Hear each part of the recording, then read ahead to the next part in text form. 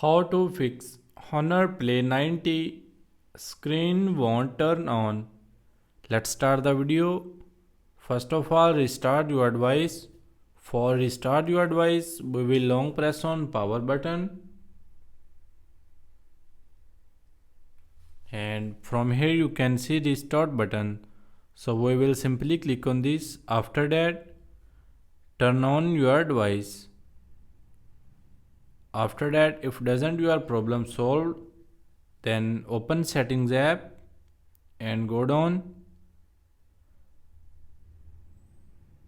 select system and updates, and from here you can see reset. Click on this, and here you can see on the top reset all settings. Click on this, and from here you can see reset all settings. So we will click on this. After that, all settings will be reset. Hope so this will fix your problem.